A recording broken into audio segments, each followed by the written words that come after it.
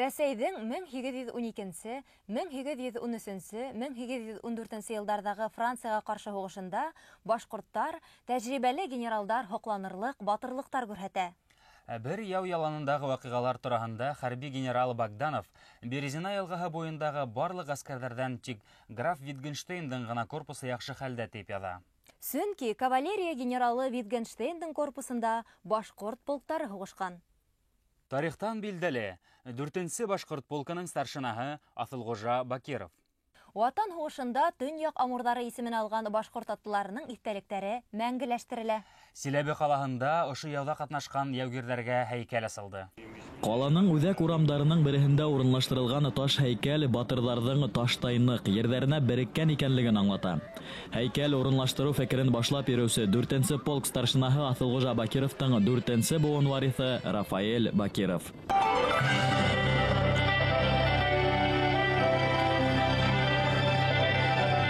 Мой прапрадед, башкирский дворянин Асылгужа Бакиров, в 1812 году в августе месяце в станице Кундраинска, наша Челябинская область, был сформирован полк и ушли в поход. Активные участники Отечественной войны, они прикрывали Петербург в корпусе графа Витгенштейна, генерал-лейтенанта. Березинская операция участвовали и в заграничных походах. Рафаэль Бакиров, Кураллы көстәр ветераны, отставкалағы подполковник, 1812 елга һугышта башкорт яугирләренең каһарманлыктарын өйрәнгән. Рәсәй дәүләт архивтары мәгълүматлары шул заман документлары буенча безнең һугышчыларның исемнәрен, һугыш хронологиясын айлап, көнләп тергезгән кеше. Үсмер сагынан алып, һугыш тарихы үзенең ата-бабаларының үткәне шәҗәрәһе менән кызыксына башлай. Хәрби училищеда уга укытучылары Потомок Бакирова тәйбендәшер булган. 2013 елда дөнья тарихында халыктар һугышы дип йөртелгән 1812-1814 елгы яудың 200 еллыгы үткәрелә. Ошо уңайдан Германияла Европаның бөтә илләреннән делегациялар йыла. Башкортстан һәм Силәбе башкортлары исеменнән Рафаэль Бакиров катнаша. Такого памятника именно с таким содержанием летописи исторически нигде нет. Мы первые в Уральском регионе. Конечно, это делает нам честь. 1812 елгы ватан һугышында еңү Рәсәй өчен зур әһәмияткә ия була. Был вакыйга йөзенән Мәскәүдә сиркәү төзелә. Император Александр I-гә һәйкәл куела. Хәзерге заманда Төньяк Амурдарын данлап Германияла, Украинала, Башкортостанда һәйкәлдәр тактаташтар асылган. Из Верхнего Уфалея приехал, я стою, приближен к своему народу. Очень горд этим. Һәйкәл асыл тантанаһына өлкәнең күп кала һәм районнарынан, Башкортостандан милләттәшләребез йыелды. Любизар хәрби патриотик клубы һәм Оренбур казак гаскәрләре агзаларының сыгыштары сарага ям өстәне.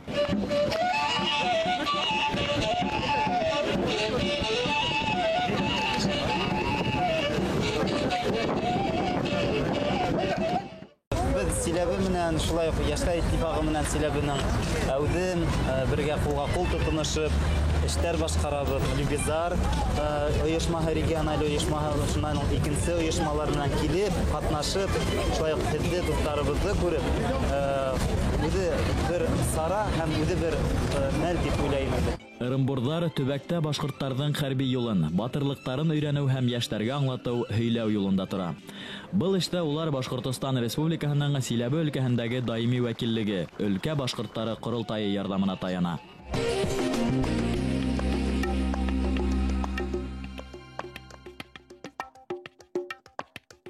Атаһы уның исемен метрика кенәгәһенә Габдуллажан, ягъни Габдулла Ян дип теркәгән. Безгә ул Габдулла Тукай буларак билдәле. Барлыгы 27 ел гына гомер кисергән талантлы шагыйрьнең тамырлары әсәһе ягыннан гайнә башкортларына тоташа. Шагыйрьнең картатаһы Зиннатулла Зәйнәлбәшир улы Әмиров үзенең шигъри юлдар менән язылган биографияһында «Тауган илем, Кажмакты кырияһеләр» дип язган. Киләһе язмабыз элекке Кажмакты, хәзерге Барда авылынан әзерләнде. Төрки дөньяһында новатор шагыйрь буларак танылу тапкан Габдулла Тукайдың язмышы бик тә аяныслы. Ул 1826 елның 14 апрелендә Казан губерниясының Кушлавыш авылында туа. Кескәй балага 4 ай ярым сагында, ягъни шул ук елның сентябрендә атаһы Кушлавыш мәчетенең имам хатибы Мөхәммәд Гариф мулла вафат була. Үкенескә каршы 3 яшьтә 7 ай вакытында әсәһе Биби Мәмдүдәлә бакыйлыкка күсә. Нәк әсәһе Биби Мәмдүдәнең тамырлары кажмакты, ягъни Барда авылына тоташала инде. Информация о том, что дедушка Габдуллы Тукая из бардымских краев была, в общем-то, известна довольно давно. Но для населения всего она была малоизвестна. Поэтому возникла мысль сделать так, чтобы все бардымцы, и не только бардымцы, но и гости Барды знали, что дедушка Габдуллы Тукая Зинатулла Амиров родился и вырос в Барде. Поэтому мы решили к 120-летию со дня рождения Тукая открыть у нас музей. Хотя раньше, в общем-то, эта информация не афишировалась. Сейчас уже Барду знают и за пределами Бардымского района. Үкһеҙ етем калгас, Сабой Габдулла үсеп ир корына еткәнсе, тиҫтәгә яҡын кешеләрҙең тәрбиәһендә була. Тәрбиәһендә була тигән һүҙ дөрөҫ тә булмаҫ. Аҫрау малай, артыҡ тамаҡ, килмешәк бала хәлендә йәшәй. Бала сағы бик зарлы үтә. 19 йәшендә хәҙерге Көнбайыш Ҡаҙағстандың Уральск ҡалаһында яҡын туғандарында йәшәй башлай. Уральскиҙа йәшәгәндә инде ул ныҡлап ижад итергә тотона. Илдәге сәйәсәтте төшөнә, төрлө журналдарҙа нәшер ителә һәм үҙе лә мөхәррирлек эштәрен башҡара. Барда китапханасылары бынан тиҫтә йыл элек оло эш башлай. Бөйөк шағир, тәржемәсе һәм публицистың яҙмышына бәйле мәғлүмәттәр туплай улар. Шағирҙың тыуыуына 120 йыл тулу айҡанлы китапханала Габдулла Тукайға арналған тәүге экспозиция булдырыла. Ә инде 2016 йылда Габдулла Тукайҙың Барда тамырҙары тип аталған йөкмәткеле күргәҙмә ойошторола. Унда шағирҙың ҡартаталары тураһында факттар бар. У Зинатуллы Амирова была первая жена Камиля, которая умерла довольно рано. У нее осталась дочка Биби Мамдуда. И когда Биби Мамдуда была еще подростком, Зинатулла Амиров женился второй раз на женщине, на девушке по имени Латифа. И от этой жены у него родилось 6 детей. То есть это дяди и тети Габдуллы Тукая. Был бүлектә күбеһенсә архив мәгълүматтарының күсермәләре урынлаштырылган. Зиннатулла Амировтың шәҗәрәһе тергеҙелгән. Эта шәҗәрә подтверждена Зиятовым. Он работал в музее в деревне Учили. Заслуженный учитель Татарстана. Он занимался исследованием жизни Тукая. И он нашел архивные материалы обо всех детях Зинатуллы Амирова, которые сейчас находятся в архивах города Казани. Габдулла Тукайның бабасы бит безнең яктан булган, Зинатулла хәзрәт, Алисиягның бабасы. Менә аның шәҗәрәсе эшләнде. Монда туганнары кемнәр калган, кемнәр аның туганнары булып чыга. Менә барысы алар барланды, төзелде. Аллага шөкер, ул эшендә башкарып чыктык һәм Казан арча галимнәре бу безнең бу шәҗәрә белән килеште. Башта бит уйлаганнары булырга мөмкин түгел дип андый сүзләр булган яме. Менә хәзер килештеләр, барсы да әйбәт. Бу эштә безнең борынгы нәсел тамырларын барлаган Рафиq абый Акманаев зур эш куйды инде. Бу юнәлештә ул белән үзе Тукайның 5-нче буын туганы булып чыга. Ул бөтенсен барлап, күтәреп, нитеп, бөтенсен төзеп чыкты. Габдулла Тукай шагыйрь Сәгыйд Сүнсәләй менән бик дуҫ була. Икеһе лә ғәҙеллеккә ынтылған. Ирекле һәм азат күңелле зыялылар 1910-11 йылдарда Тукай Уральск ҡалаһынан Ҡазанға күсеп ҡайтҡас танышалар. Фекерҙәре уртаҡ була уларҙың. Әммә дуҫлыҡтары оҙаҡҡа һуҙылмай. Тукай ҡаты ауырыуҙан вафат була.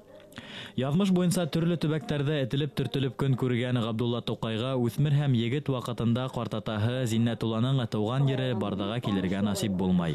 Тукай үпкә ауырыуын эләктергәс, дуҫы Сүнсәләй уға Барда районының Солтанай ауылына килеп, ҡымыҙ менән дауаланырға тәҡдим итә. Бер сығанаҡтарҙа ул Бардага килгән, икенсе сығанаҡтарҙа килмәгән тип иҫәпләнелә. А вот эта фотография, сделанная на берегу Тулвы, вот в этот период, здесь Сагид Сунчеляй со своим братом Шарифом. Там Габдуллы Тукая нет, да? Там Габдуллы Тукая нет. Габдулла Тукай в Барду не приезжал. Мәдрәсәдә эшләгән, укыган безнең Габтукаев Нәҗмөхәмәт исемле егет. Нәҗмөхәмәтне ата хәзрәт Казанга укырга җибәргән. Казанда Нәҗмөхәмәт Габдулла Тукай белән бергә укыган. Һәм Габдулла Тукай Нәҗмөхәмәткә истәлеккә дип үзенең фотосурәтен бирә. Қадірлі достама Тукайдан деп. Шушы фотосурет бик узак саклана Нәҗмөхәммәттә, ләкин нишәнче 30-нчы, 35-нче елларда Мунасипов дип әйткән бер агай, мулла дип әйтәләр инде аны, Тукайның музейына бирәм дип алып киткән. Шуннан юкка чыкты инде. Анан бик кызык кына информация менән 2-3 ел әйттеләр инде. Кызлар мәдрәсәсендә кызлар бик күп укыганнар. Гата хәзрәтнең остабикәсе укыткан анда. Һәм шунда Сәмен әби дә укыган. Шушы кызларны мәдрәсәгә чакырганнар. Казаннан берәү егет килә, шагыйрь егет. Шуның белән танышырсыз дип җыганнар инде. Сәмен әби, без кызлар егет күрергә мәдрәсәгә килдек дип сөйләгән инде үзенең анагына. Барды берсе күзенә ак төшкән, ябык кына, кыска гына буйлы, кап-кара берәү җигет тора, шигырьләре әйбәт инде дип сөйләгән. Бу Тукай түгел икән дип әйткәндә фикер дә бар. Бу Тукай булмага тиеш дип әйтеп куялар инде. Шуңа күрә андый мәгълүматлар бездә юк, я Тукайның үзенең язган җирләрендә юк. Шагыйрьнең нәсел нәсәбендә ир-егеттәр бик күп булган. Шуга ла Габдулла Тукайның бүгенге көнгә тоташкан шәҗәрәһе олы. Барда китапханаһы музейында уларның барыһының да исемдәре телгә алынган. Авар шагыйры Рәсүл Гамзатов бездә тауҙарҙа электр булмағанда ут һаҡсыһы дигән вазифа була торғайны. Тукай да үҙ халҡының ут һаҡсыһы. Был мөхәббәт уты, талант уты, был боҙоҡлоҡ, ялған менән килешмә уты. Халҡының ут һаҡсыһы булып торорҙай шағирҙың тамырҙарында ғәйнә башҡорттары ҡаны йүгереүе менән ғорурлана барҙылар.